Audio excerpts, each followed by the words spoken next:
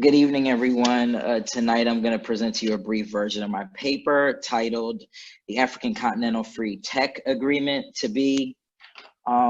First, I'm going to give some background information on the AFCFTA, which is a whole lot of acronym to say, but I'm going to say it as many times as I can.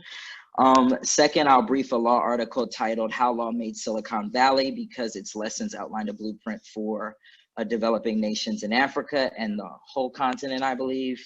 Third, I'll share how his recommendations from that article can be adapted to the AFCFTA. And then I'll leave the last 5 minutes for discussion. So the AFCFTA is an open-ended intercontinental treaty that creates a single continental market for goods and services, as well as a customs union with free movement of capital and business travelers among all but one of Africa's 55 countries, as was mentioned before. It was adopted on March 21, 2018 and entered into force May 30th, 2019.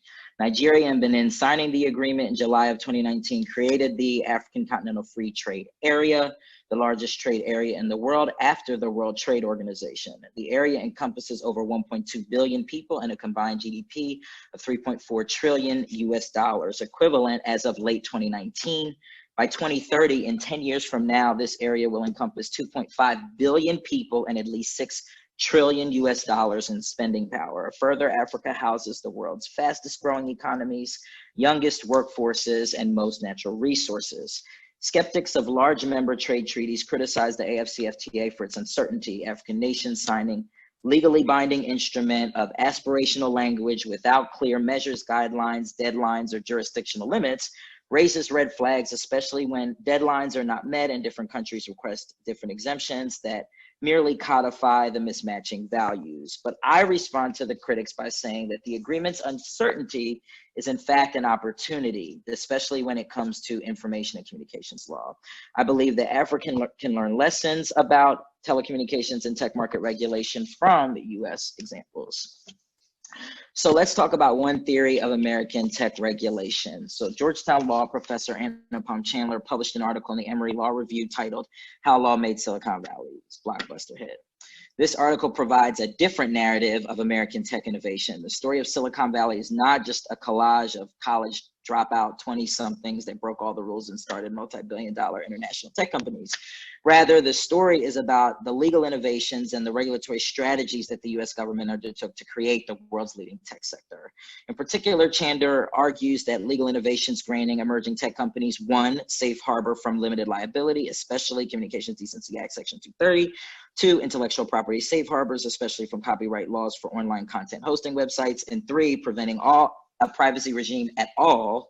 These three deregulatory facts made Silicon Valley legally possible. Chandler narrates that the tri-branch effort to make the laws stick and grow companies is really how America got its start in tech.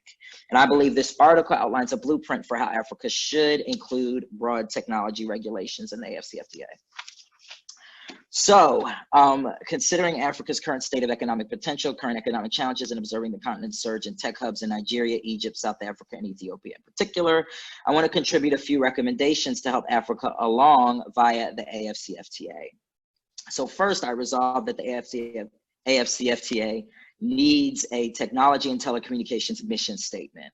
One of the fine points in my close reading of Professor Chandler's article is that the executive articulation of what the internet would be.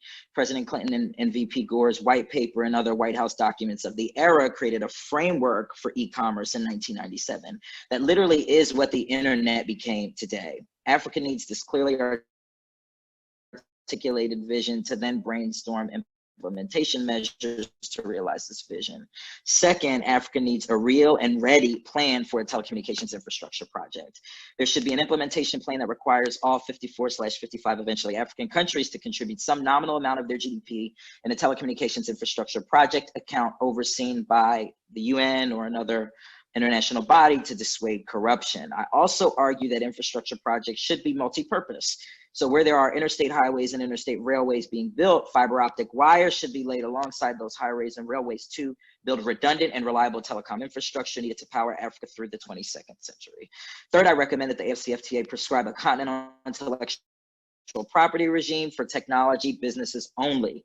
Just as Professor Chandler states that the federal government stepped in to create a clear landing for content hosting websites, a more comprehensive IP regime needs to be built to incentivize content creation and invention and licensing between market actors. There's evidence of this in an article about Nigeria's expansion of fair use laws for Nigeria, Nollywood, and Niger Netflix. But Africa has specific and dynamic needs such that cannot just import America's laws and apply them to an entire continent.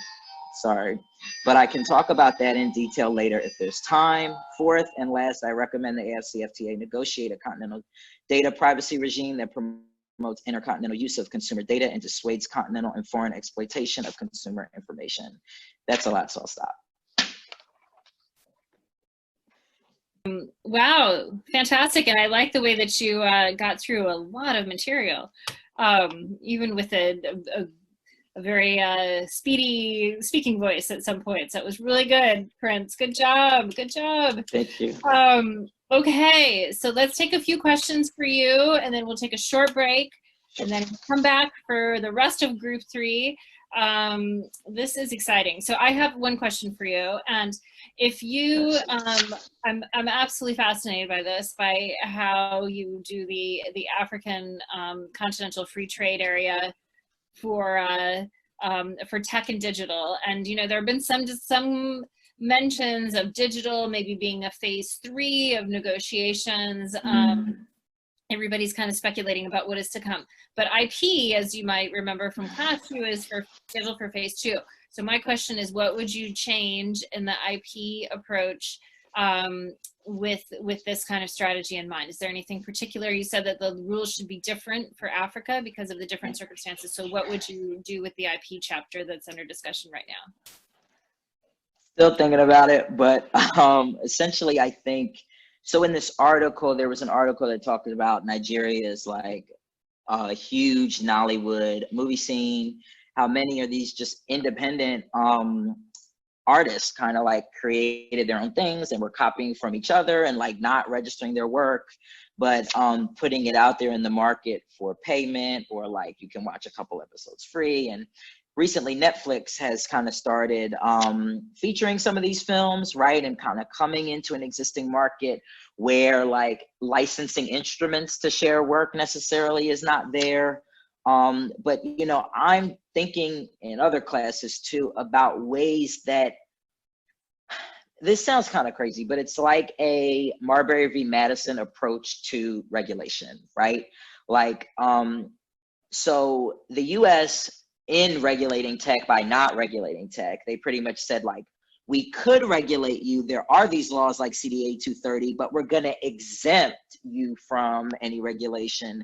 And then we reserve the right to wanna regulate you if this goes awry. And in my theory, in the 3rd decade of the US tech sector, we're now seeing maybe some of these market liberalist means need to be rolled back and regulation needs to happen. That's fascinating. You and Command, I think also, you guys have some interesting connections between your papers. And just one quick thing I'll tell you about that is there's this concept, which you probably are familiar with, Prince, of a regulatory sandbox. You heard about this, where you're kind of testing the limits. The only thing is that IP is so heavily regulated internationally that this is fascinating. Other comments from the class? I'm sorry to like get all excited with my comments.